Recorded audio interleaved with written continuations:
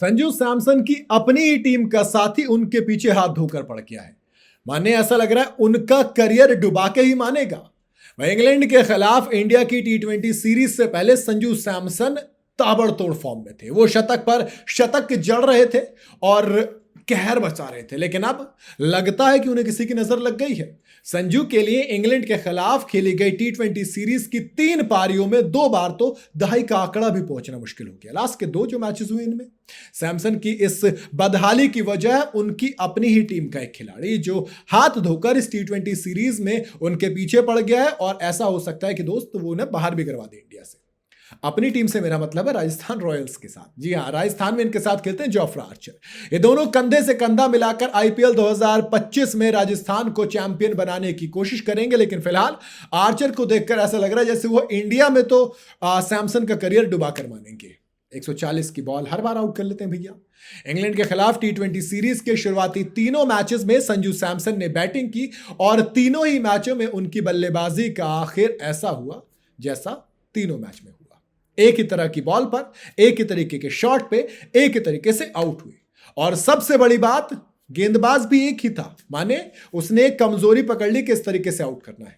अब ये बल्ले गेंदबाज कोई और नहीं बल्कि संजू की राजस्थान रॉयल्स का उनका टीममेट, संजू की कप्तानी में खेलेगा ये, वो है जोफ्रा आर्चर। जोफ्रा आर्चर ने कोलकाता में खेले गए पहले टी20 से लेकर राजकोट वाले तीसरे टी20 तक हर एक में संजू सैमसन को अपनी शॉर्ट बॉल पर 140 की प्लस पेस के साथ रफ्तार में फंसाया है। मारने जाते हैं, आउट हो जाते हैं।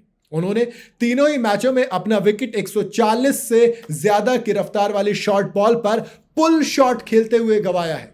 मतलब टी20 सीरीज में लगातार 3 बार आर्चर के सामने संजू सैमसन बेबस नजर आए, और इसीलिए कहा भी गया कि शायद शॉर्ट बॉल तेज नहीं खेल पा रहे हैं। 3 टी20 3 मैच 11 का औसत 103 का स्ट्राइक रेट, सिर्फ 34 रन बनाए हैं, जिसमें से उनका बेस्ट स्कोर 26 था जो पहले टी20 में आ गया था। इसके बाद तो उन्होंने 5 रन बनाए दूसरे में और 3 रन बनाए तीसरे में। इस तरीके के ये वाली हिसाब रही। अगर संजू सैमसन की बात करूं तो जोफ्रा के सामने 3 मैच में महज 8 रन बनाए हैं, जिसमें तीनों बार आउट भी हो गए हैं। एवरेज स्ट्राइक रेट की बात को आप जरा पीछे छोड़ दीजिए। तभी तो आकाश चोपड़ा ने कहा कि संजू सैमसन जो कि लगातार साउथ अफ्रीका में शतक बना रहे थे तब तक खूब बात हो रही थी, लेकिन अब ऐसा लग रहा है वो तेज बॉल उनकी कमजोरी है, वो तेज बॉल के आगे कमजोर नजर आ रहे हैं।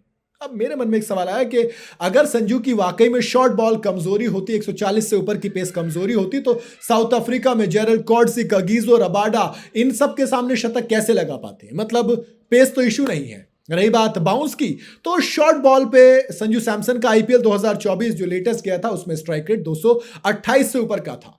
और जब सबसे फेवरेट शॉट की बात की गई तब भी संजू सैमसन का पुल शॉट आता है, मतलब सबसे ज्यादा रन उन्होंने उसी से बनाए हैं। तो फिर कैसे आप कह सकते हो कि पेस और शॉट, पेस और बाउंस के चक्कर में संजू आउट हुए हैं? दोस्तों वजह कुछ और है। बाकी आपको क्या लगता है आप अपनी राय बता सकते हैं कमेंट में। वीडियो अगर आपको पसंद आई हो तो इसे लाइक और शेयर जरूर करें, और जाते जाते चैनल को फॉलो और सब्सक्राइब जरूर करते जाइएगा।